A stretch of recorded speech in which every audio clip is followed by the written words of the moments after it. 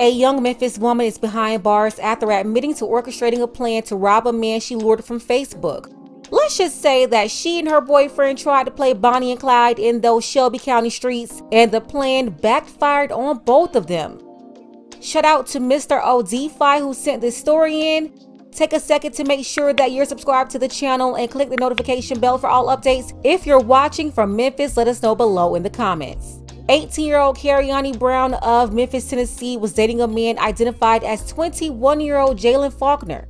Cariani started talking to a man on Facebook with the intention of setting him up. She even told police on that man, saying that he was a dealer. But she used Facebook as her initial contact with the man. She didn't have any ties with him outside of the platform. She used the social network to communicate with the man and lure him to a location with the plan of robbing him with her boyfriend, Jalen. According to MPD, Cariani Brown confessed that she and her boyfriend, Jalen Faulkner, agreed to rob the dealer that she lured through Facebook. Cariani set it all up for him to come to a house, but when the man pulled up to the house on Lee Crest in the Westwood neighborhood in the early morning of December 20th, Cariani's boyfriend, Jalen, brandished a gun. Here's the thing that this wannabe Bonnie and Clyde couple didn't calculate. The man they tried to set up also had protection. Someone inside the man's vehicle fired several shots, striking Jalen. Cariani then tried to clean up the scene. She took 2 weapons from her boyfriend, who was bleeding out. Then she left him there, ran away. When police made it on site, Cariani was already gone. Her boyfriend Jalen was rushed to the hospital, where he passed away. This incident happened just days before Christmas on December 20th, and MPD arrested Cariani 3 days later on December 23, 2022. She's been hit with multiple charges, including reckless homicide, aggravated robbery, conspiracy to commit aggravated robbery, and 2 counts of tampering with evidence. The woman is being held on 2 bonds totaling $85,000. So you have Cariani here, also known as KB. KB is the one who set up all of this with her pookie boyfriend Jalen, and I'll get to him in a second. You see, the thing about these hyenas, they can never go down alone. They always have to bring somebody with them. And since her boyfriend, who would have been her co-defendant, passed away, the system and this 18-year-old woman will work together to bring down another man, because that's really the target. That man is the guy that KB and her boyfriend set up. Check out this affidavit. You won't see this anywhere else. KB, she signed this affidavit. It says that she personally appeared before Officer Brunson and made this statement under oath. She made the statement on the 20th of December 2022 in said county and within the jurisdiction of the Criminal Court of Shelby, Tennessee. She made the confession here, saying that she did unlawfully commit these offenses listed here as criminal conspiracy to aggravated robbery, reckless homicide, and tampering with or fabricating evidence. Here's what KB said was true. On 12/20/2022 at 1:28 a.m., Memphis police officers responded to a shooting call in the area of 916 Lee Crest Avenue. When officers arrived, they located a male laying on the ground unresponsive. That male, later identified as Jalen Faulkner, was transported to the hospital where he was later pronounced deceased.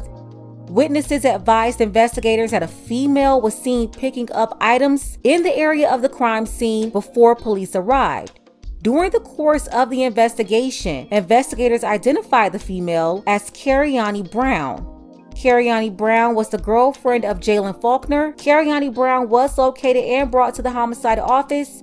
Cariani Brown waived her Miranda rights and gave a statement to investigators admitting that she and Jalen Faulkner had set up a robbery attempt with a drug dealer known to her through Facebook as NBA Honcho. Cariani Brown said that she allowed Jalen Faulkner to use her Facebook profile to lure NBA Honcho into the area where Jalen Faulkner will conduct the armed robbery. Cariani Brown admitted to participating in the robbery by introducing NBA Honcho and make it seem like it was an honest drug deal. Cariani Brown stated that when Jalen Faulkner brandished a firearm, somebody inside the vehicle with NBA Honcho fired several times, killing Jalen Faulkner. Cariani Brown then stated that she removed the gun used by Jalen Faulkner and a second weapon that Faulkner had, and then fled the scene before police arrived. The offense occurred in Memphis, Shelby County, Tennessee. So investigators have used this to get a judge to issue the arrest warrant. She's telling on the guy that she tried to set up, telling the police that he was a dealer, and that's why all through the reports on the local level, in the media, even the news package you saw a moment ago, the reporter repeated like 10 times that the guy she tried to set up was a dealer. By the way, that's programming. It's supposed to make what this Keisha and Pookie did here less egregious, when in reality, luring a guy in from Facebook to be robbed is very sneaky and conniving. It's wrong. It happens every day and goes uncovered. Doesn't matter the victim's occupation. He was a victim here and he defended himself. This is how I see it. Just like you wouldn't trust Pookie on Facebook, you can't trust Keisha either. People in general, they're on high alert for Pookie, but they let their guard down for Keisha. That's why for the longest, the woman is always used to lure men for them to be jacked or attacked. As for the boyfriend, I don't feel sorry for him at all, Jalen Faulkner. He had no business trying to take what he did not earn from somebody else.